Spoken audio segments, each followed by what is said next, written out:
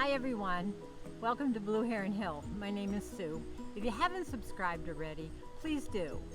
Comment if you like the content, have questions.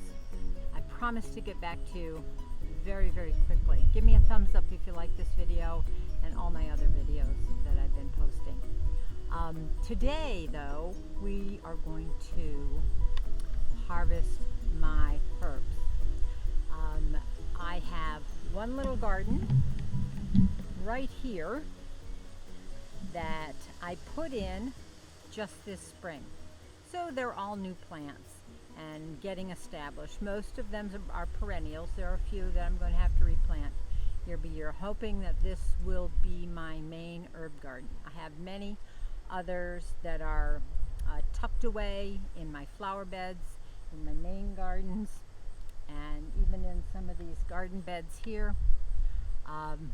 But I want to take you around and show you everything I have. So let's get started. First up here, this is mint. Mint is notorious for taking over spots in your garden. This is a chocolate mint. I have a neighbor who supplies me with lots of mint. But this is of a particular variety, and I certainly don't want it to take over. It has been in this pot for, perhaps 6 or 7 years. And it comes back every single year. It hasn't escaped yet, and I am going to keep it that way. So I'm just going to give this a fairly severe haircut. Oh wow, does that smell like chocolate? I use this in tea. So, and it's very hard to mistake this scent. I don't treat this plant in respect to fertilizing it and all of that. It is a very hardy plant. Mint always is. There's grasses growing in this particular pot, which I occasionally pull out. But it is a very prolific grower. If I were to plant it in this spot in the ground, it would be everywhere in a growing season. But this is a nice little bit of chocolate mint. I do harvest it all year long. This is probably my second harvest of about this much, and that's about what I use in the season. Okay, let's go to something else. All right, this right here is Tarragon. Never grown Tarragon before, but I have used it in the past. I like to put it in chicken. If you slip it underneath the skin of a whole chicken, right at the breast side, gives it an amazing flavor. So I'm going to clip a few of these. I'm going to leave a little of the growth on the main plant, just so it has some growing to do in the last little bit of this season. It'll keep those roots strong. Actually, pruning helps with the roots. They'll dig in more. The plant is stressed when it's pruned, and so it wants to dig down its roots much further, get established more, and send up new shoots. All right, next up is thyme. This is lemon thyme. I have another variety of thyme over in the main garden. This is a perennial in my area, which zone is 6A, and it does well, comes up every single year. Here I have chives, which are, these I took from another part of the garden, and they're also a perennial and will keep coming back year after year. So let me cut some chives. These I can cut all the way down to the ground.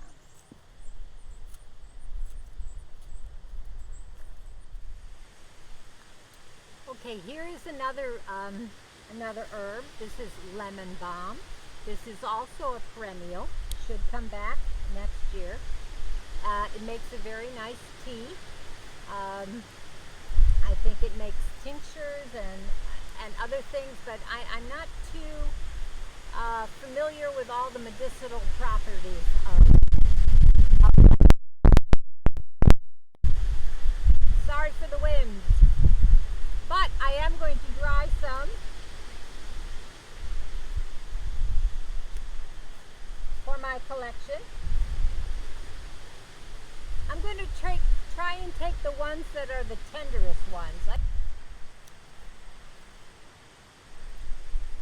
Just to give it a nice haircut as we go into the winter months,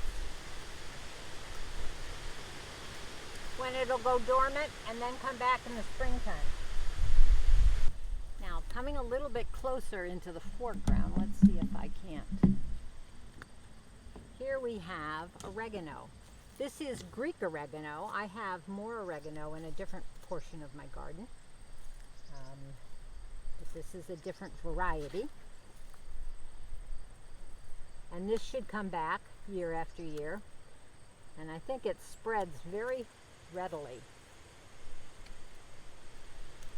I take my Italian herbs like rosemary and oregano and thyme and basil, and I mix together, I dry them, and I mix together an Italian blend that I put on my, primarily I put it on my roasted tomatoes.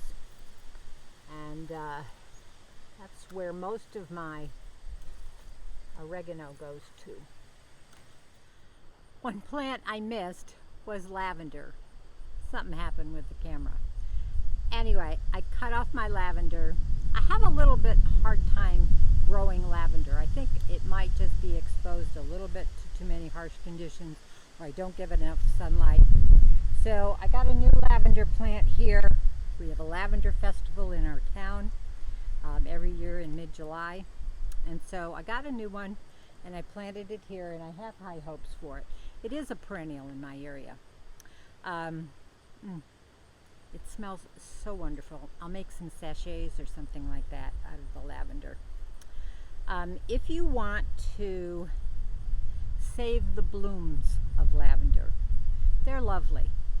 You cut them off, and what you want to do, here is an old bloom, and you are going to cut right before this junction right here. See this flowering, or see this junction here where it's send off a new branch? You want to cut it off before that, and that saves you more of the lavender leaves and everything like that. All right, one thing I have here, if you recognize this is Calendula. People use it for lotions and salves and things like that. I don't quite know how to do that. I used it just this year for the beauty of these cute little yellow flowers. I'll read up on it, and maybe this winter when I have time. But what I am doing now is I'm going to harvest the seed heads, so I'll have more seed for next year's plants. So I am just going to, I don't know if you can see that, but this right here, that, let's see, get kind of close. There you go. That is a seed. It's a little curlicue. Very, very cute. So I will snip off the dried seed heads.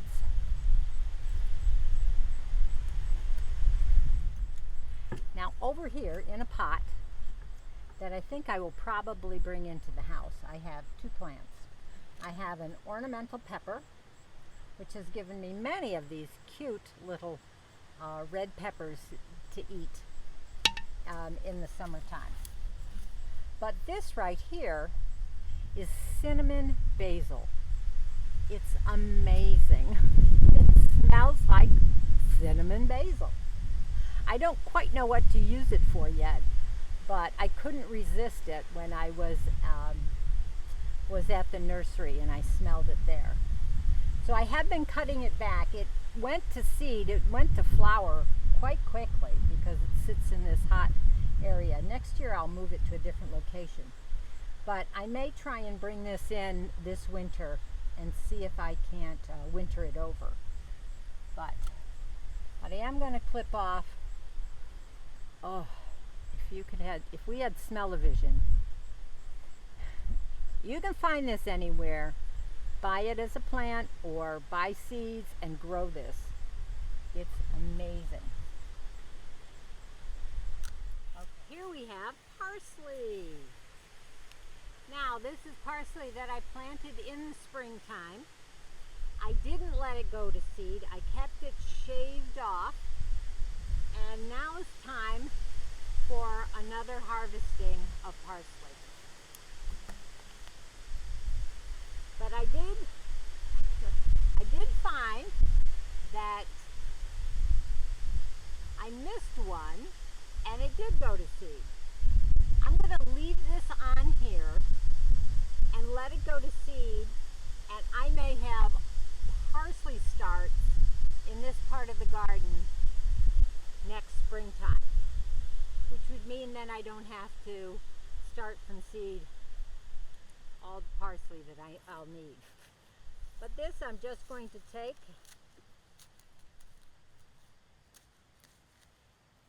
and get a nice chop off these heads, or these flanks. Parsley is, it will come back again next year, but it will want to go to seed right away. So it's like a biennial. You know, it will seed in the second year. But in this case, you know, when the temperatures get so warm, it's going to want to bolt.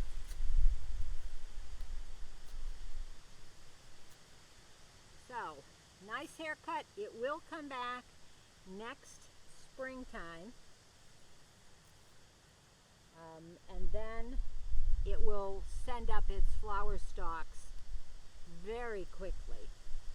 And you almost really can't get a nice parsley harvest. So you need new plants every year, or you keep some for seed for successive generations. Okay, parsley. On to the next. More thyme right here. These two little plants have been here. This is their second year here in this location. And they're doing all right. I don't think in the later part of the summer, this part of my garden stays shaded. This is actually right next to a pepper plant. I think this is a jalapeno. But every year, come and give it just a nice spear haircut. And it still has come back.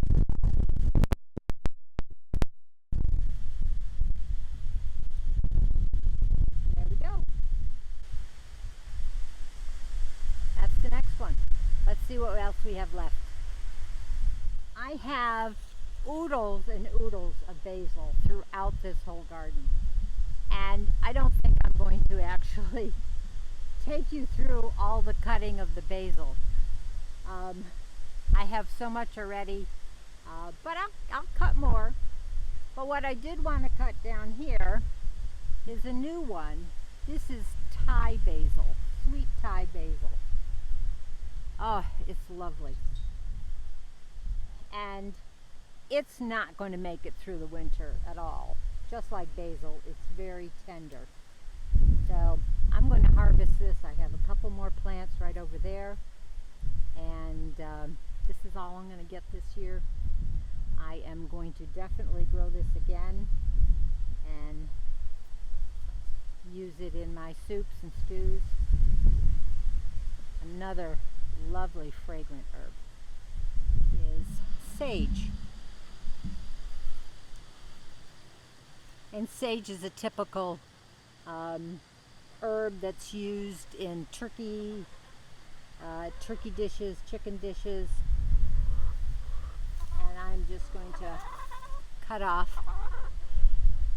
And here are the chickens. There they are. That's Peggy and Becky.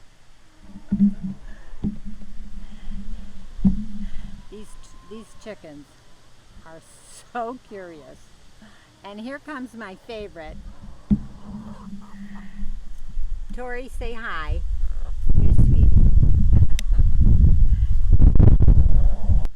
I think they think I'm going to be digging for worms for them. I'm sorry, girls, I'm not. Not today. I'm going to go through quickly what I'm going to do with all of these herbs that I picked today. The chives, I'm just going to dry in my dehydrator. So maybe I'll make a pile here. See, this is tarragon. I'm just going to air dry that. Air dry the cinnamon basil also. Air dry the thyme. I think I'm just going to air dry my rosemary also. The lemon balm, I am going to put in the dehydrator for sure. Let's see. This is the lavender. I will air dry the lavender. Cinnamon basil. I air dried it before, so I think I will air dry it again. Oh, this goes here. This is oregano. I'm going to put that in the dehydrator.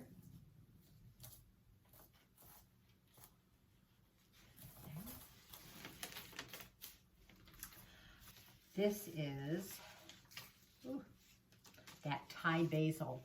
The Thai basil I'm going to air dry. Just hang it upside down. I tie it in stalks of about 2 or 3 and hang it in a dry, dark, cool area.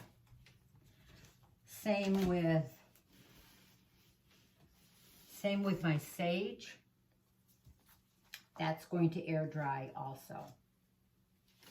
Thyme, I think I always usually just air dry it, but I think I might do half and half. I think I might put half in the dehydrator and half in just turning it upside down. This is more of my Thai basil. And all of this parsley,